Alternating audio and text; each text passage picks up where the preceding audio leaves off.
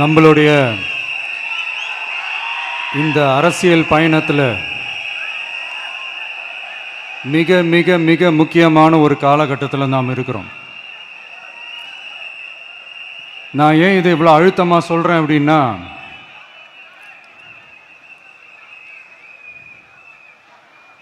ஏதோ அழுத்தம் இருக்குமோன்னு நினைக்கிறீங்களோ?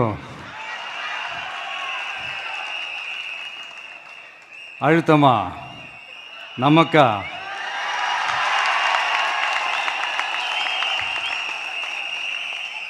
இந்த அழுத்தத்துக்கெல்லாம் அடங்கி போற ஆளா இந்த ஆளு? இந்த மூஞ்சா பார்த்தா அப்படியா தெரியுது உங்களுக்கு?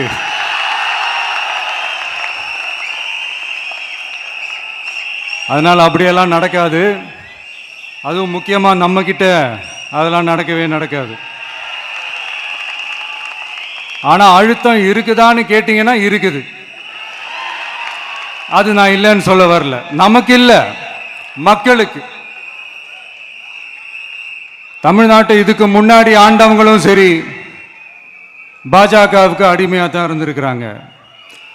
ஸோ அவங்கள நம்பியும் ஒரு பிரயோஜனமும் இல்லை. இப்போ ஆண்டுகிட்டு இருக்கிற இந்த திமுக அரசாச்சும் நமக்கு ஏதாவது செய்வாங்கன்னு பார்த்தா இவங்களும் அவங்கள மாதிரியே தான். இன்னும் சொல்ல போனால் ஒரு படி மேலே, இன்னும் மோசம். அவங்களாச்சும் நேரடியாக சரண்டர் ஆகி இருப்பாங்க, இவங்க மறைமுகமாக சரண்டர் ஆகி இருக்கிறாங்க. அவ்வளோதான் வித்தியாசம். அதனால நீங்கள் பார்த்தீங்கன்னா அவங்களோட அந்த வேஷம் கலைஞ்சிடக்கூடாதுன்றதுக்காக இந்த கலராக கவர்ச்சிகரமான இந்த அறிவிப்புகள்லாம் வெளியிடுறாங்க. நோட்டீஸ் பண்ணியிருப்பீங்கன்னு நினைக்கிறேன். ஸோ இவங்க எல்லாரும் இப்படியே இருக்கிறாங்களே, நமக்காக உண்மையாக உழைக்கிறதுக்கு யாராச்சும் வந்துட மாட்டாங்களா அப்படின்னு மக்கள் ஒரு விதமான அதை வெளியில் சொல்ல முடியாத ஒரு அழுத்தத்தில் இருக்கிற நேரம் இது. மாற்றி மாற்றி ஓட்டு போட்டு ஏமாந்து அவங்க இப்போ நம்மளை நம்புகிறாங்க. நம்மளுடைய இந்த தமிழக வெற்றி கழகத்தை இந்த விஜய் கூட நிப்பான்னு நம்புகிறாங்க.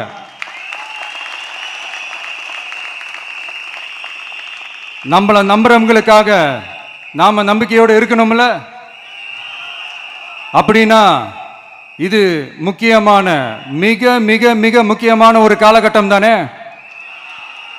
அதனால தான் அவ்வளோ அழுத்தமாக நான் சொன்னேன். இந்த தேர்தல், இந்த கூட்டணி, இதெல்லாம் பற்றி நிறைய இந்த ஏஷியங்கள் ஜோஷியங்கள் எல்லாம் நடந்துக்கிட்டு இருக்கு இல்லையா? என்னப்பா இந்த விஜய் இப்போ தான் வந்திருக்கிறாரு, இவர் கூடலாம் யார் வரப்போகிறா, அவங்க வரமாட்டாங்க, இவங்க வரமாட்டாங்க, அப்படி இப்படின்ட்டு நம்மளை பற்றி ஒரு அண்டர் எஸ்டிமேட் பண்ணிகிட்டு இருக்காங்களே. அதுனா நமக்கு புதுசாக என்ன? 30 வருஷமாக நம்மளை அண்டர் எஸ்டிமேட் பண்ணிட்டு தான் இருக்கிறாங்க. ஆனால் மக்கள் கரெக்டாக நம்மளை எஸ்டிமேட் பண்ணி ரொம்ப அழகா, ரொம்ப அக்கறையா, ரொம்ப தெளிவா, ரொம்ப தீர்க்கமா நமக்குன்னு ஒரு இடத்த கொடுத்துருக்குறாங்கல்ல. எப்படி? என் கேரியரின் உச்சமான ஒரு இடத்த கொடுத்துருக்குறாங்கல்ல. அதை இந்த நாடே பார்த்துக்கிட்டு இருக்குல்ல. ஏன் அப்படி எனக்கு அந்த இடத்த கொடுக்கணும்? ஏன்னா இந்த விஜய் நம்ம பிள்ளையாச்சே, நம்ம அண்ணனாச்சே, நம்ம தம்பியாச்சேன்னு சொல்லி அவங்க மனசுல அப்படி தோணுது. அதனாலதான் நமக்கு அப்படி ஒரு இடத்த கொடுத்து உள்ளன்போடு அள்ளி நம்மளை அரவணைச்சிக்கிட்டு இருக்கிறாங்க. அப்படி நம்மளை நம்புறவங்களுக்காக நாம உழைக்கிறதே அது ஒரு பழக்கமாகி இப்ப அதுவே என்னுடைய ஒரு ஒரிஜினல் கேரக்டராகவே மாறிடுச்சு. இத்தனை வருஷமா இருக்கிற அந்த உழைக்கிற குணம் அது எப்படி மாறும்? அதெல்லாம் மாறவே மாறாது. அரசியலுக்கு வந்ததுக்கு அப்புறமும் சரி, ஆட்சி அதிகாரத்துக்கு வந்ததுக்கு அப்புறமும் சரி, ஒன்னே ஒன்று சொல்ற, எழுதி வச்சுக்கோங்க. இதுக்கு முன்னாடி இருந்தவங்க மாதிரியோ இல்லை இப்போ இருக்கிறவங்க மாதிரியோ ஊழல் செய்யவே மாட்டான்.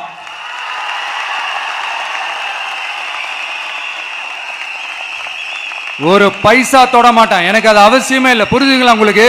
எனக்கு அதை தொட வேண்டிய அவசியமே இல்லை.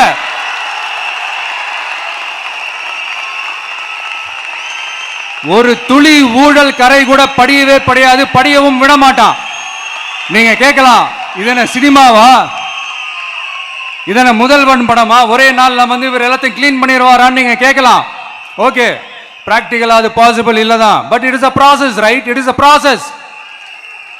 இப்படி எதுக்குமே ஆசைப்படாத ஒருத்தன் அரசியலுக்கு வர்றான் அப்படின்னா, அவன் கண்ணு முன்னாடி ஏதாவது ஒரு தப்பு நடக்குது அப்படின்னா, அவன் கண்ணு முன்னாடி ஏதாவது இந்த மாதிரி ஒரு ஊழல் நடக்குது அப்படின்னா, அதை பார்த்துக்கிட்டு அவன் சும்மா இருப்பான்னு நினைக்கிறீங்க?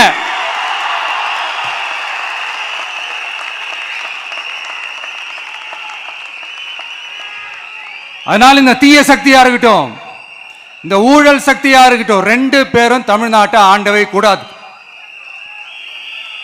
அப்படிப்பட்ட இந்த கட்சிகளை உண்மையா தில்லா எதிர்க்கிற அந்த கட்ஸும் கெத்தும் நம்ம கிட்ட மட்டும்தான் இருக்கு.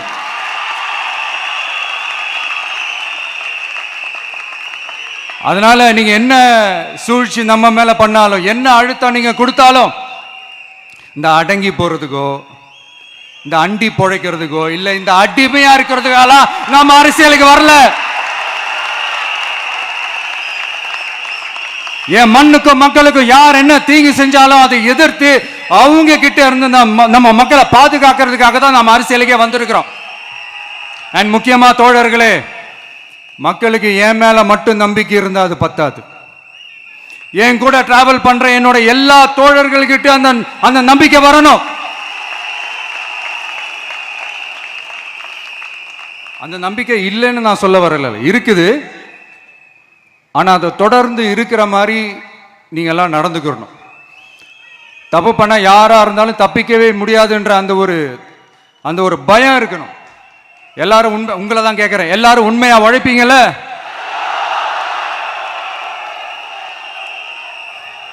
யாருக்காகவும் எதுக்காகவும் நம்மளோட அரசியல காம்ப்ரமைஸ் பண்ணிக்கவே கூடாது, செய்வீங்கல்ல?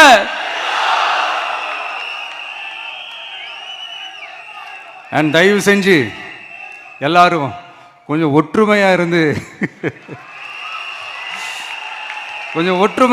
சேர்ந்து உழைச்சி ஜெயிப்பீங்கல்ல?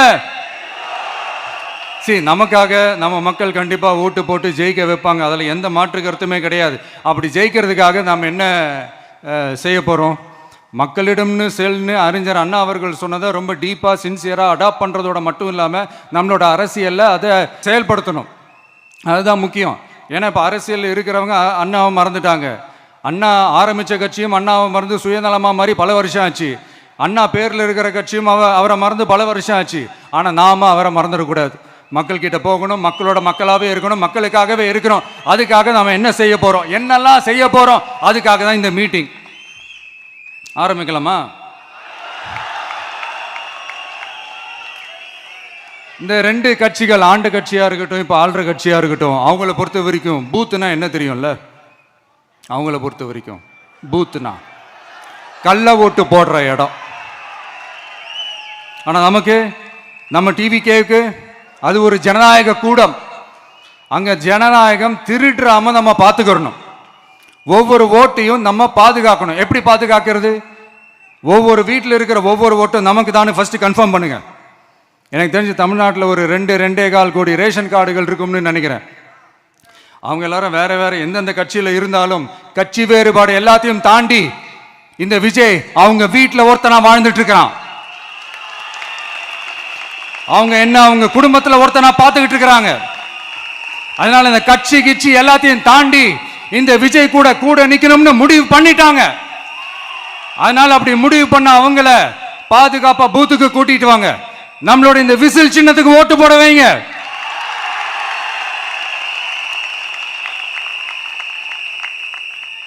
ஒன்றியம், நகரம், பேரூர் பகுதி கிளைன்னு இங்க வந்திருக்கிற நம்மள எல்லார் நிர்வாகிகளும் தான் நம்ம கட்சியினுடைய ஆணி வேர். நீங்க எல்லாரும் சுதந்திரமா செயல்படணும், சுதந்திரமா செயல்பட விடணும்.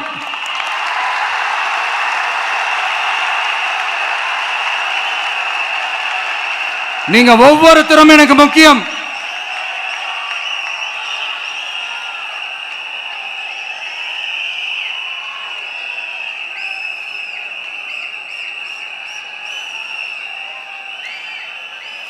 நீங்க தான் நம்மளுடைய இந்த பிஎல்ஏஸ், பூத் லெவல் ஏஜென்ட்ஸோட களத்தில் நின்று வேலை பார்க்க போற ஃப்ரண்ட் லைன் வாரியர்ஸ். இப்ப நடக்க போறது வெறும் எலெக்ஷன் கிடையாது, இது ஒரு ஜனநாயக போர். இந்த டெமோக்ராட்டிக் பேட்டில லீட் பண்ண போற கமாண்டர்ஸ் நீங்க தான்.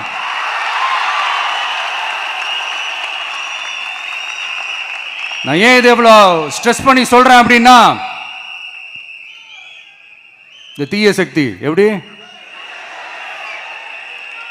இந்த தீய சக்தியோட தில்லு முள்ளுலாம் உங்களுக்கே நல்லா தெரியும். முழிச்சிட்டு இருக்கும் போது முழியை தோண்டி எடுத்துட்டு போற கூட்டம். அதனால கொஞ்சம் ஜாக்கிரதையா இருக்கணும். நம்ம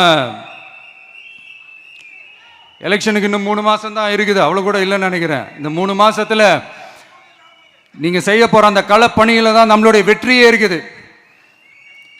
உங்களுக்கு இந்த விஜய் பிடிக்கும்ன்றது உண்மைனா, சத்தியம்னா, உங்களோட உழைப்பில் அதை காட்டுங்க. அப்புறம் நாங்க அறிவிக்க போற வேட்பாளர்களுக்கு நீங்க உங்களுடைய முழு ஒத்துழைப்பை நீங்க கொடுக்கணும். கொடுப்பீங்க தானே? உங்க எல்லாரையும் ஒரு எனர்ஜைஸ் பண்ற மாதிரி உண்மையா நடந்த ஒரு கதை ஒன்று சொல்றேன்.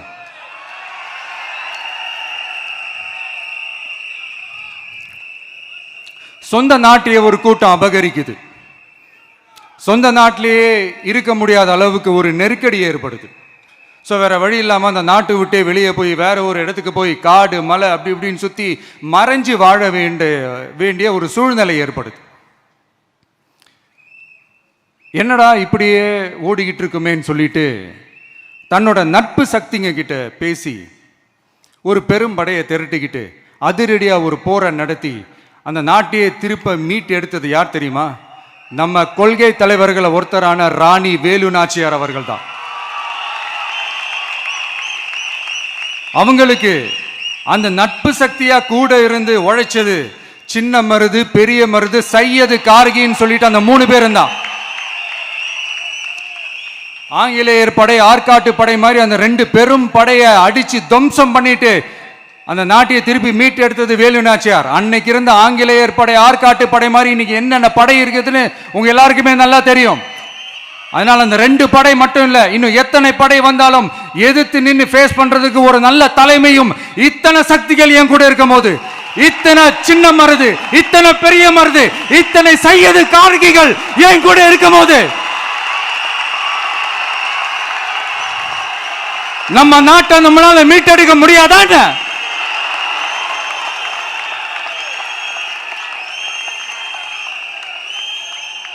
அதுவும் இந்த படை, நம்மளுடைய இந்த டிவிகே படை, நட்பு சக்தி இருந்தாலும் இல்லைனாலும் தனியாவும் நின்று கெத்தா ஜெயிக்கிற அளவுக்கு ஒரு மிகப்பெரிய படை.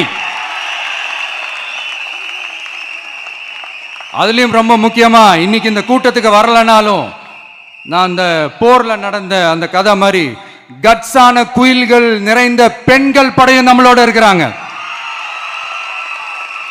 அந்த பெண்கள் படையை பார்த்துதான் அரசியல் அரங்கமே அதிர்ந்து போயிருக்குது. அதனால எல்லாரும் ஒரு நிமிஷம் எனக்காக எந்திரிச்சு நில்லுங்களேன் ப்ளீஸ். நான் சொல்றதை கொஞ்சம் ரிப்பீட் பண்ணுங்க. இந்த 2026 சட்டமன்ற தேர்தல்ல நாம எல்லாரும் உண்மையாக உழைப்போம், சத்தியமாக உழைப்போம், உறுதியாக உழைப்போம், ஒற்றுமையாக உழைப்போம். தேங்க்யூ. Please sit down.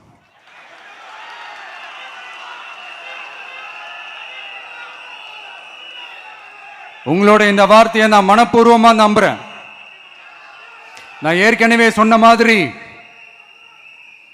இந்த வரப்போற தேர்தல் இதுவரைக்கும் தமிழ்நாடு பார்த்திராத ஒரு வித்தியாசமான தேர்தல். நம்மளுடைய படை வரிசையும் அப்படிதான், ஒரு பவர் பேக்ட் ஃபோர்ஸ். இவ்வளவு நாள் இதை நாம மட்டும்தான் சொல்லிக்கிட்டு இருந்தோம். இப்போ கொஞ்சம் கொஞ்சமா அதை வெளியில சொல்ல ஆரம்பிக்கிறாங்க. என்னடா இந்த விஜய் கூட இருக்கிற ஃபோர்ஸை பார்த்தா சாதாரண ஃபோர்ஸ் மாதிரி தெரியல, மிலிட்ரியோட பெரிய ஃபோர்ஸா இருக்குது, வரப்போற எலெக்ஷனை கணிக்கவே முடியல, அப்படி இப்படின்னு சில குரல்கள்லாம் கேட்க ஆரம்பிக்குது. கணிக்கவே முடியலன்னு அவங்க வேணா சொல்லலாம், ஆனா மக்கள் ஆல்ரெடி கணிச்சு முடிச்சுட்டாங்க. அவங்க மனசை நல்லா புரிஞ்சு வச்சிருக்கிற நமக்கு அது நல்லாவே தெரியும். அதனால இந்த எலெக்ஷன் ரிசல்ட்டுக்கு அப்புறம் இந்த தீய சக்தி கிட்ட இருந்தோம், இந்த ஊழல்வாத அடிமை சக்தி கிட்ட இருந்தோம் தமிழ்நாட்டை மீட்டுட்டோம்னு உறுதியா அறிவிப்போம். அதுல எந்த மாற்று கருத்தும் கிடையாது. அதனால என் நெஞ்சில் குடியிருக்கும் தோழர்களே, தோழிகளே, உங்களோட நான் இருக்கேன், நம்மளோட நம்ம மக்கள் இருக்கிறாங்க. இதுக்கு மேல என்ன வேணும்?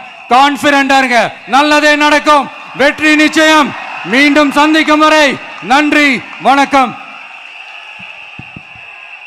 தமிழக வெற்றி கழகத்தின் வெற்றி தலைவர், தர்மத்தாயின் தவ புதல்வன், தலைவரின் பொற்கரங்களால் please sir, please sir.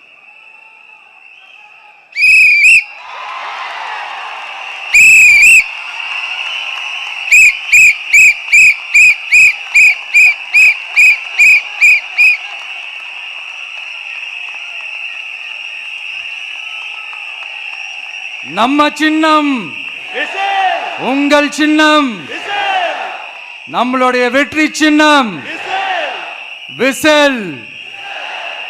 Cup முக்கியம் பகிலே.